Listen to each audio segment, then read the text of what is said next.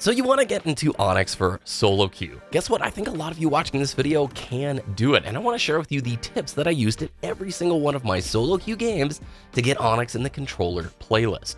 Be forewarned, it can be a bit of an arduous journey, from players quitting every time Behemoth CTF comes up, or crashes or crazy bugs happening. But truly, if you use these tips and are dedicated, I think most of you can make that journey up into Onyx solo queue. So without further ado, let's dive in.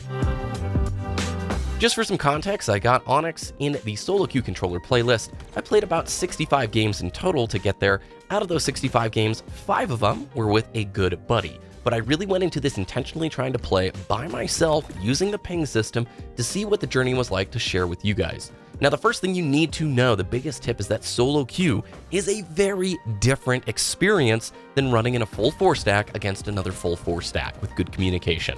Solid slaying is really important in solo queue. It's harder to execute coordinated movement, or even have people clean up kills as effectively in solo queue. And this can be both abused and a detriment. You want to be the one abusing the fact that communication is probably not that great on the enemy team, just like it's probably not going to be that great on your team. Meaning you can get away with so many interactions with opponents where you can escape and not get cleaned up or collapsed in on as often as you would with a 4 stack. If you're weak and you're playing 4v4s, everybody has a mic, you are in trouble, man. They're going to call out your one shot, you're going to be collapsed, and you're going to get cleaned up on. In solo queue, you have a lot more wiggle room to get away with things you normally shouldn't be able to. So when you're getting weak, escape. Stop taking losing fights. That's one of the most important things that you want to focus on in every one of your games, man. You do not want to be pushing into 2v1s over and over again. Be kind of a jerk. Clean up all of the free easy kills that your teammates are starting those fights for. You shouldn't be one-man armying it all of the time. You really want to be aiming for opportunities to get the easiest takedowns possible. Remember, slays equal map positioning and map control, and that ultimately gives you the advantage to play the objective, whether it's strongholds or CTF or oddball. These are the important things. Slaying is really important for solo queue. Don't forget it. You want to implement crouch into your strafe as soon as possible. Don't overdo it, don't do it too often, but every once in a while it really can throw off the opponent. I think a lot of legacy players are throwing a jump into their strafe way too often. When you jump, you cannot change your trajectory in the air. It's a very easy target to trace. However, when you crouch in your strafe, it's tricky to predict, and if you do it too much, easy to predict, but if you do it every once in a while, it really can throw off 1 or 2 shots.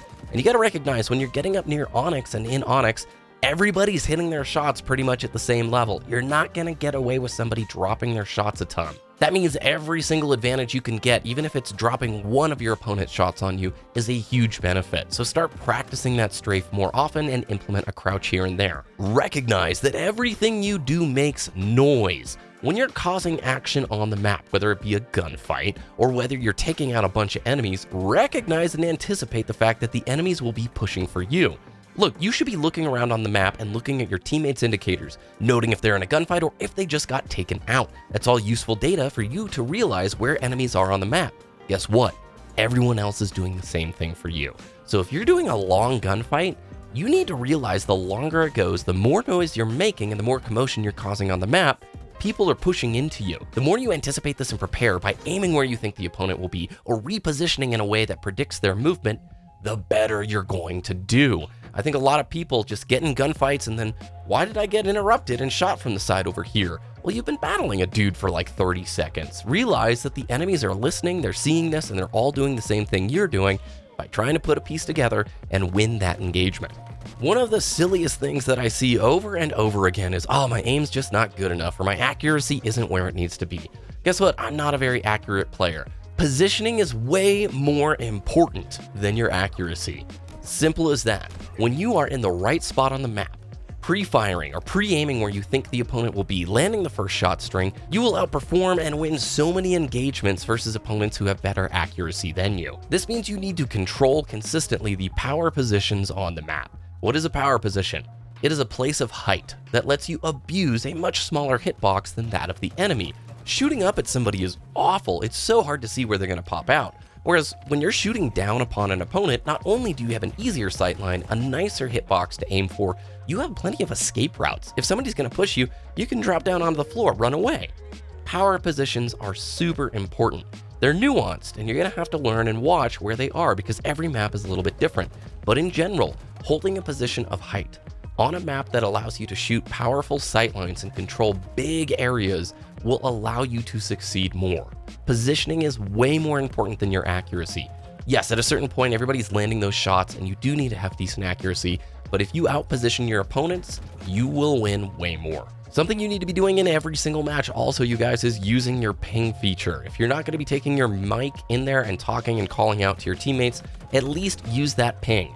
This marks on the map where enemies are. It's up on the D-pad by default for controller players. This is a huge one. I can tell you with certainty, the matches where my teammates communicated with the ping system were overwhelmingly winning matches. Just like we talked about at the start, people don't communicate in solo queue as much as they do as in a 4-stack environment. This leads you to not be as coordinated. But if you are pinging where enemies are or where you need assistance, I'm telling you, the closer you get to Onyx, the more often your teammates are going to respond to those requests, and you will be winning more fights and collapsing in on opponents way more often. Please, you guys, if there's one thing to take away from this video, be the person that starts the communication, ping consistently, and use it to your advantage to bring teammates into areas where you need support from enemies. All right, and one of the biggest things here, ignore the BS. I'm gonna be straight with you guys. At least until we get another patch, there are some irritating things with this ranking system. Crashes, CTF behemoth, teammates quitting out, all of those things can really tilt you. I just had like a sweet opening to this game here on Streets. I got the crouch slide into the rockets into a triple kill, and this was my first match of the day after warming up, and then it immediately crashed. We had great momentum, we just started and the game crashed out, boom, goodbye points. And that had nothing to do with how I played as a player. It was so frustrating, and this is gonna happen over and over again in solo queue, at least until the game gets some sort of patches or fixes. Recognize this and understand it is out of your control. You have got to ignore the BS, because as soon as you start tilting and these irritating things get to you, you're gonna lose more, and no longer is your session gonna be productive about improving yourself, man. You're just gonna be focused on the irritating things out of your control.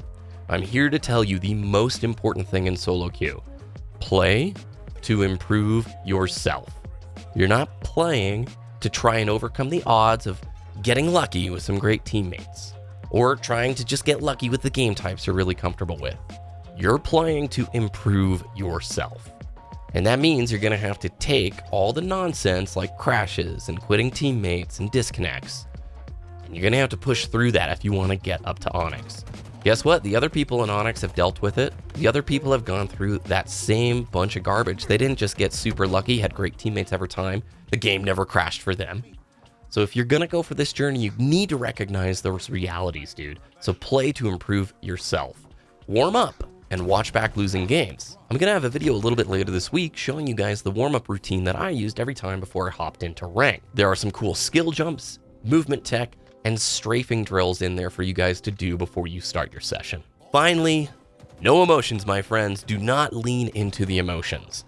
When you start to tilt, you start playing based around the emotions in your head. And we're no longer thinking logically or using our brain to the fullest extent that we can. We're reacting based off of emotions of feeling threatened. Threatened that we may not get the rank in the time that we want. Threatened we're going to lose points, or this session isn't going to be as productive as we hoped it would be. And when you start playing that way, and you base your decisions off of the emotions, it's been shown, research has been done across the board, you perform worse. Every single sport out there, man. When you tilt, you perform much worse. So you can't lean into the emotions. You have to recognize that this is a marathon, not just a sprint. You're gonna have to take it day by day. But I truly believe, man, if you start using these things, leaning into the elements that you can abuse and use to succeed, you can get Onyx, man. I don't think it's as hard in Halo Infinite as it was in previous games to get up in this tier. Whether or not the distribution is where they want it, we'll see with Season 2. But truly, you guys, good luck. I think you can do it. If you want to check out some of the other tips, click the video on screen, and also check out my video on how to warm up. It should be live a little bit later this week and linked in the description. Thanks for watching. Have a good rest of your day, and I will see you again very soon.